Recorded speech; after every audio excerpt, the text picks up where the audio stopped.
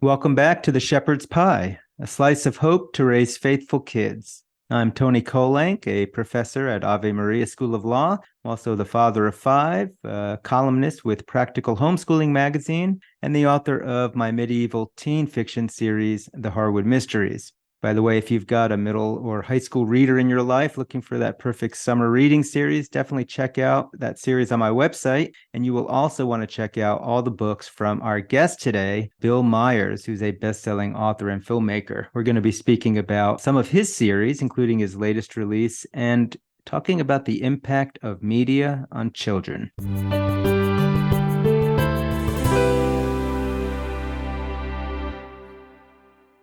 I'm thrilled to have as my guest today Bill Meyers. He's a filmmaker and author whose work has won 70 national and international awards, including the C.S. Lewis Honor Award. His work has sold over 8 million copies. He co-created the very popular McGee and Me series, and he also wrote, directed, and starred in several Adventures in Odyssey episodes. He's also the voice of Jesus in the NIV audio Bible. He lives in Southern California with his wife. And Bill, it is just such a pleasure having you on the Shepherd's Pie. Oh, thank you, Tony. It's great to be here. So you have got so much in your background. I was telling you before we started that Adventures in Odyssey was always a favorite of my kids, my older kids when they were younger. Just wonderful to see all that you've been able to do. So maybe talk a little bit about your background, how you got into even writing and filmmaking before we get into your current works. Oh, okay, I'd love to. My lifelong ambition as a child through high school was to be a dentist. That was my goal. I had seen 3 movies in my life. I grew up in the Cascade Mountains in Washington. We didn't get out much. I'd seen Pollyanna and The Parent Trap and Pinocchio. And now my freshman year at the University of Washington, I saw the 4th movie in my life, and its title was The Godfather. And, there's the massacre and the blood and all the murder. I just stared at that screen, numb at what I was watching. But even more disconcerting were my new friends were standing up at the end of the film cheering that people were getting killed. I walked out of that theater just telling God what he needed to do. You need to, I don't know if you're paying attention here, Lord, but there's power in story. And what you need to do is you need to raise up people to make those movie things. I'm sorry, what? No. You're not paying attention. And every time I told God what he had to do, it's not that I heard an audible, but that this impression just kept coming back and kept coming back. I made a promise to the Lord at about 18, always to say yes to him, always, regardless of how uninformed he may be of the situation. I would say yes to him. At 18, you can get away with that type of, that type of boldness. So I left that theater telling the Lord what he needed to do. And every time I said that, it bounced back at me, and particularly the promise always to say yes to him. So I changed my major to filmmaking. Didn't even know how to watch a movie, let alone make one. And that was sort of the start of it all. I did make it clear to the Lord that because of some communication problems, I wouldn't be a writer, because smart people are writers. There's no way I can do that. But, anything else, you just count me in. And of course, he pulls that on me again. And he just keeps elevating me beyond what I'm sure I can do. And you mentioned McGee and Me. I got that job kind of the same way I got everything else, by kicking and screaming and saying no. They brought in what they said were 18 of the most creative Christians in the country to this fancy hotel. And they were right. There were 17 of them, and then there was me. And these guys were brilliant. Tony, there's a guy there who worked on Happy Days. And, he's saying, well, when I was helping Ron Howard and I'm trying to fit in, and I'm going, well, I've seen an episode of Happy Days. Another guy over there gets Amy Grant's, gets her career going. And I'm saying, I've got an Amy Grant cassette. The key to my success, and I'm not being humble here, this is the truth. The key to my success is I'm a coward, I'm a crybaby, but I just keep saying yes. It's like all my Christian friends have gotten into the grandstands to watch the game, and Jesus is down on the field saying, okay, anybody want to play? and everybody's looking at their shoes because of their mortgage or their car payments or the kids get through school. And I'm going, ooh, pick me. And it's like, okay, Bill, come on down here. So my whole life has been, in my estimation, catastrophe after another, as he keeps drawing me into places that I have no place being, but nobody else will go there. You mentioned Adventures in Odyssey, the same thing. Pretty much I picked up the phone and they asked me if I'd be willing. And after I broke into tears and came back, I said, yeah, sure. What is it again? So yeah, the key to my success is crybaby, coward, but somebody that just is naive enough to keep saying yes, even when they're totally unqualified. Apparently, I'm not being a big enough crybaby then, because it looks Well, let like me give you some lessons. it looks like some of the opportunities that have come your way have been the kinds of things that most Christian writers and filmmakers would just be like, "Wow, it would be so wonderful to be part of these things." So maybe let's pivot to that fact. I mean, you've got a lot. If you go on your website and just look at the number of books you have for kids and teens, you've got so much out there. And I know your most recent series is this Magnificent Mulligans series. So maybe tell us a little bit about your kids' writing and maybe focusing on the younger kids for now. Well, in my agenda to impact culture, I noticed that adults don't pay as much attention to the media as kids. We do to a certain extent. But when I get really serious with my filmmaker producer friends and I say, what films influence you the most? Much of the time they'll go back and talk about a film that they'd seen as a child. So it became really clear to me that if I wanted to change lives, the place to go was with the youngsters. I have a quote from D.L. Moody that says if he could go back and do his entire ministry again, he would devote it entirely to reaching children for Christ. Even though I do write some grown-up projects, my passion really is for reaching the child before the world gets them. And believe me, the world has some agendas. Nobody wakes up in the morning evil, but Satan does. And there's a whole lot of influence in the media. And if I can counteract that, whether it's through McGee and Me, whether it was through Adventures in Odyssey, whether it's through the Magnificent Mulligans, count me in. So tell us about the Magnificent Mulligans and especially your latest release on that one. Sure. It actually started out years ago with Adventures in Odyssey. I created this family whose whose motto just happened to be just say yes. Every time God asked them to do something, they would say yes. And pretty soon they start bringing in adoptive and foster kids into their family. Pretty soon they start bringing in stray animals. And before they know it, they're running a wild animal park with 8 foster and adoptive children from all over the world. So we did that as a radio series. It was popular. Other things happened and we had to move on.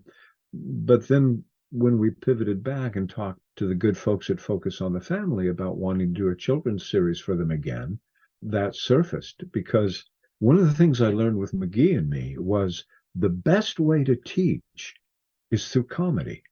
And if I can have enough comic mayhem going on, I can bring in deeper teachings. And so that's what we're doing with the Magnificent Mulligans. It's basically the same premise, a family that is multi-everything, including running a wild animal park. So as the kids learn to put up with each other and to work together, we also work in all of the business of animals. I remember asking Focus, I said, what things interest children, in your opinion? And they said, well, children interest children. And, if you could, Bill, if you could just work in an animal, I can work in an animal. How about a whole 118 animal wild park? Well, yeah, okay. So anyway, that's what it is. Part of it is knowing what kids like, but that's just the candy coating to get the message into the project.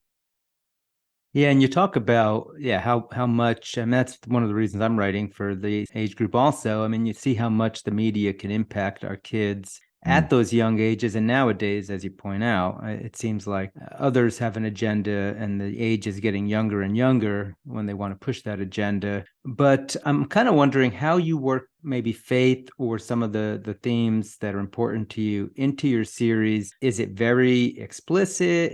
How do you work it so it's organic and interesting to the kids? I think that some of that comes over years of experience. One of my agendas is to teach, but not to get caught teaching. So I try to keep the entertainment level high enough so that the child keeps turning the pages and going to the next chapter and on and on and on, and then try to work in the message in such a way that it doesn't stand out, that it's just an organic part of what's coming out of the story or what's coming out of the character's heart. So it's not slapped on. It hopefully, I remember I had an agent in Hollywood, actually one of the top agents in Hollywood, who had a number of my screenplays, and he was representing me and taking them around. And he was about 80 years old, and I knew, I don't know if I wanted to share Christ with him because I was concerned about his salvation or my own guilt if he happened to die and didn't hear about Jesus. So I shared that with him, and he thanked me, and he went back and read the screenplays again. And then he brought me back into his office and he said, well, Bill, I see what you're up to now. Just as soon as you get rid of that Christian, insert expletive here, we'll be on our way. Now, I don't tell that story to talk about the problems with Hollywood. I tell that story to say that even a pro couldn't tell what I was doing until he went back and figured out, oh, this is what he's doing. So it's a matter of practice. It's a matter of entertainment.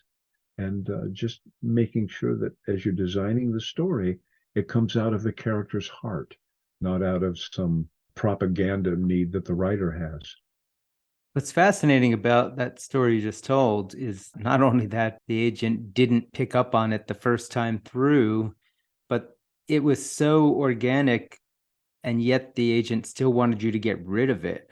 I mean, that tells you something about the level of the agenda there. Have you had any of your books turned into movies put out by anyone? Yeah, actually, oddly enough, once again, the Lord's ganging up on me. Some folks have encouraged me to start a motion picture company. So we have a film company that's going around talking to the studios, and we're making some leeway there. We've had in the past two or three, I think, films that have been adapted from the books. It's interesting. I was just answering an email from a young writer before we started talking, and the idea, if I could just have my books turned into a movie. Well, you can go deeper with a book. You can have your own agenda with a book. When you start talking, bringing in other creatives that maybe have a different mindset, you start losing control. For people that think being produced is the end all and be all, it really isn't. The writing of the book is I think, where the ministry comes into the writer. And I think you can go richer and deeper when you have control of the project instead of turning it over to people that rightfully so are making a living and they want to sell as many whatever as possible. That agenda is slightly different, I think, from a writer that wants to change culture. Yeah, I hear what you're saying. I mean, as one of those writers who always is like, oh, I would love to have my series, in movies. That is exactly the thing I worry about. If we're going to turn over my rights to some other person to take what I've done, and then, like you said, maybe have some people who say, okay, this is great. Let's just take all the good messages out of it now and we'll fill it with some other messages. That's like my worst nightmare. So I do think it's great. There's so much good Christian movie making going on, and I'm sure there are trustworthy people out there. It sounds like you're working in that area now yourself.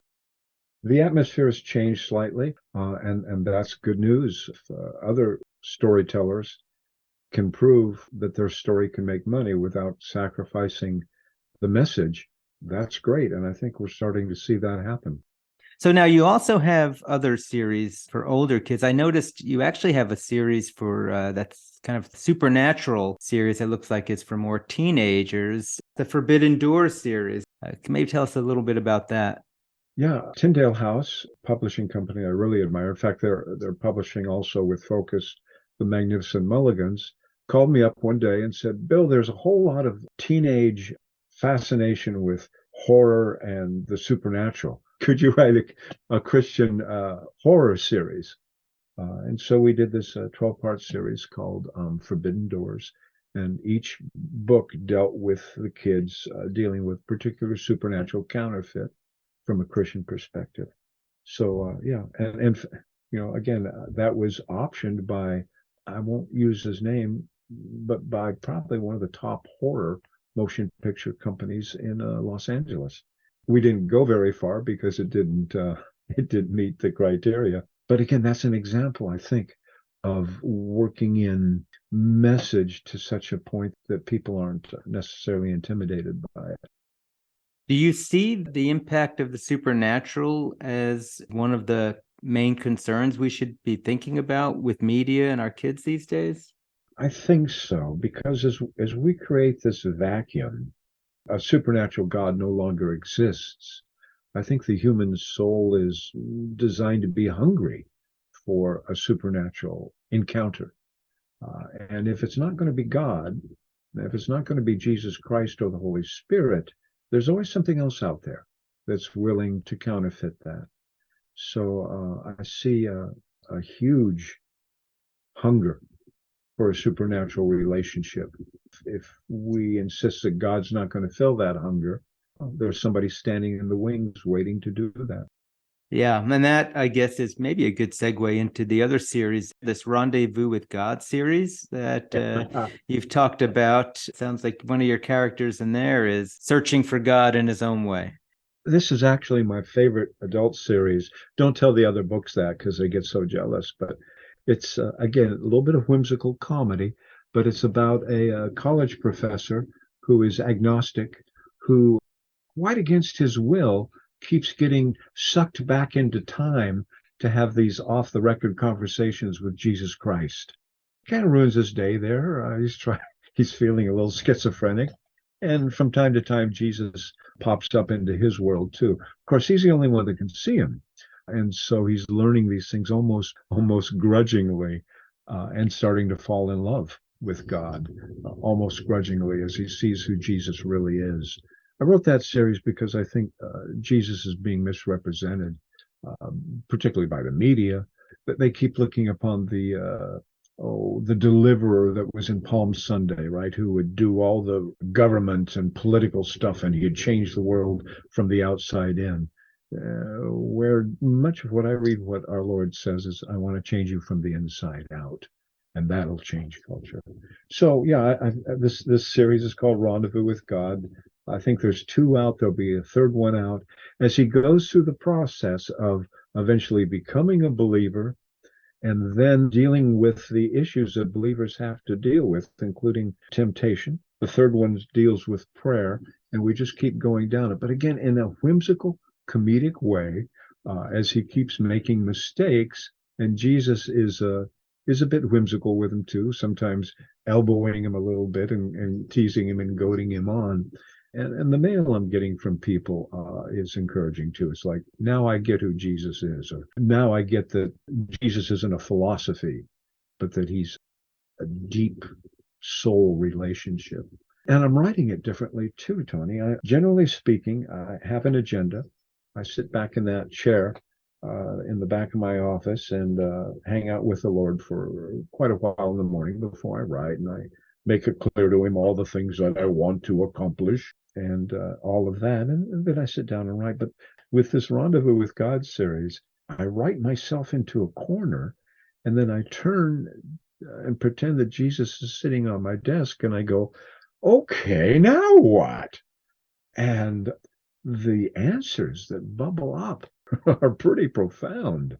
And so oh, that's good. Let me put that down. So I've never written that way before, where it's instead of praying and then writing, the writing and the prayer is an ongoing process. So the books for me are almost like prayer. The actual writing is a back and forth conversation.